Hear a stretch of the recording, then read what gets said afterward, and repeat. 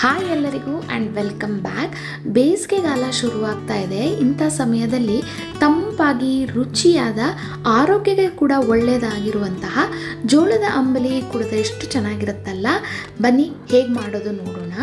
ಮೊದಲಿಗೆ ಒಂದು ಬೌಲಿಗೆ ಅಂದಾಜು 2 ಕಪ್ಪಷ್ಟು ಗಟ್ಟಿ ಮೊಸರನ್ನು ಹಾಕ್ಕೊಂಡು ಅದಕ್ಕೆ ರುಚಿಗೆ ತಕ್ಕಷ್ಟು ಉಪ್ಪು ಹಾಕಿ ಮೊಸರನ್ನು ಕಡ್ಕೊಳ್ತಾ ಇದ್ದೀನಿ. ನೀವು ಮಿಕ್ಸಿ ಜಾರಿಗೆ ಹಾಕಿ ಕೂಡ ಪಲ್ಸಲ್ಲಿ ಇಟ್ಟು ಕೂಡ ನೀವು ಇದನ್ನು ಮಾಡ್ಕೊಳ್ಬೋದು.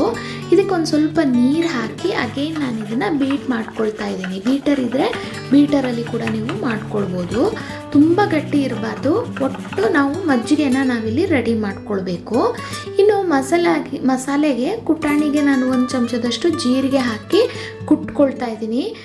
ನೈಸಾದ ಪುಡಿ ಆಗೋ ಅವಶ್ಯಕತೆ ಇಲ್ಲ, ಸ್ವಲ್ಪ ತರ್ತರಿಯಾಗಿ ಆದರೆ ಸಾಕು. ನೋಡಿ, ಈ ರೀತಿ ಆಗಿರಬೇಕು. ಇದನ್ನು ಸಪ್ರೇಟ್ ತೆಗೆದಿಟ್ಕೊಳ್ತಾ ಇದ್ದೀನಿ.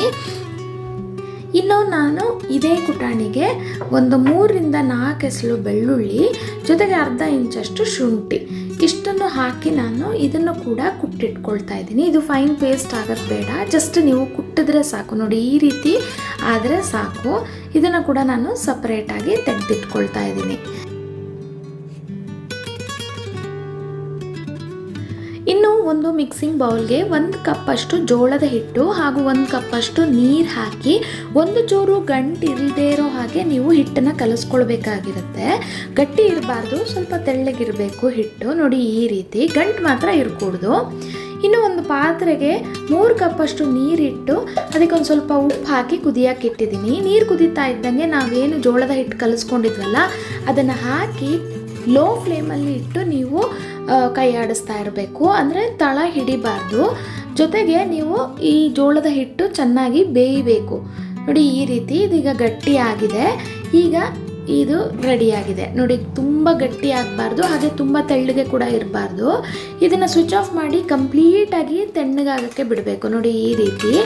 ನೋಡಿ, ಈಗ ಗಂಜಿ ರೆಡಿಯಾಗಿದೆ. ಉಪ್ಪು ಹಾಕಿರೋ ಗಂಜಿ ರೆಡಿಯಾಗಿದೆ. ಇದಕ್ಕೆ ನೀರು ಹಾಕಿ ಕೂಡ ನೀವು ಹಾಗೆ ಕುಡಿಬೋದು. ನಾನಿಲ್ಲಿ ಒಂದು ಮಣ್ಣಿನ ಪಾತ್ರೆಗೆ ನಾನು ಇದನ್ನು ಟ್ರಾನ್ಸ್ಫರ್ ಮಾಡ್ಕೊಳ್ತಾ ಇದ್ದೀನಿ. ಕಾರಣ ಇಷ್ಟೇ, ರುಚಿ ಚೆನ್ನಾಗಿರುತ್ತೆ, ಹಾಗೆ ತಣ್ಣಗೆ ಕೂಡ ಇರುತ್ತೆ.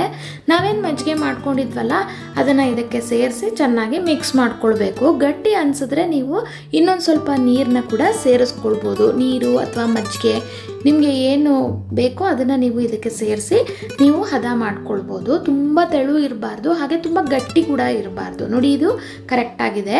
ಇದಕ್ಕೆ ನಾವೇನು ಮಸಾಲೆ ಮಾಡ್ಕೊಂಡಿದ್ವಲ್ಲ, ಜೀರಿಗೆ, ಶುಂಠಿ, ಬೆಳ್ಳುಳ್ಳಿ ಎಲ್ಲ ಕುಟ್ಟಿದ್ವಲ್ಲ ಅದನ್ನು ಕೂಡ ಹಾಕ್ಕೊಂಡಿದ್ದೀನಿ. ಇಷ್ಟೇ. ಇದನ್ನು ಹೀಗೆ ಕೂಡ ಸರ್ವ್ ಮಾಡ್ಬೋದು. ಇನ್ನು ನನ್ನ ಹಳೆ ವಿಡಿಯೋದಲ್ಲಿ ನಾನು ರಾಗಿ ಗಂಜಿ ಮಾಡೋದು ಹೇಗೆ ಅಂತ ಕೂಡ ಶೇರ್ ಮಾಡಿದ್ದೀನಿ. ರೆಸಿಪಿನ ಡಿಸ್ಕ್ರಿಪ್ಷನ್ ಬಾಕ್ಸಲ್ಲಿ ಕೂಡ ಹಾಕ್ತೀನಿ. ತುಂಬಾ ಟೇಸ್ಟಿಯಾಗಿರುತ್ತೆ ಹಾಗೂ ಆರೋಗ್ಯಕ್ಕೆ ಕೂಡ ಒಳ್ಳೆಯದು. ಇದನ್ನು ಒಂದು 2 ಕಪ್ಪಷ್ಟು ಬೆಳಗ್ಗೆ ನಿಮಗೆ ಕುಡಿದ್ರೆ ಒಳ್ಳೆ ತಂಪಾದ ಫೀಲ್ ಕೊಡುತ್ತೆ, ಹಾಗೆ ಹೊಟ್ಟೆ ಕೂಡ ತುಂಬುತ್ತೆ. ಲಾಸ್ಟಲ್ಲಿ ನಾವು ರುಚಿಗೆ ಹೆಚ್ಚಿರುವಂತಹ ಕೊತ್ತಂಬರಿ ಸೊಪ್ಪು ಹಾಗೂ ಈರುಳ್ಳಿ ಹಾಕಿ ಸರ್ವ್ ಮಾಡಿ ತುಂಬಾ ಟೇಸ್ಟಿಯಾಗಿರುತ್ತೆ. ಈ ಬೇಸಿಗೆಗೆ ಹೇಳು ಮಾಡಿಸಿರುವಂಥ ಗಂಜಿ ಅಂತಲೇ ಹೇಳ್ಬೋದು. ಮುಂದಿನ ಇಂಟ್ರೆಸ್ಟಿಂಗ್ ರೆಸಿಪಿಯೊಂದಿಗೆ ನಾನು ನಿಮಗೆ ನೆಕ್ಸ್ಟ್ ವಿಡಿಯೋದಲ್ಲಿ ಸಿಗ್ತೀನಿ. Stay tune, stay connected. Thank you for watching.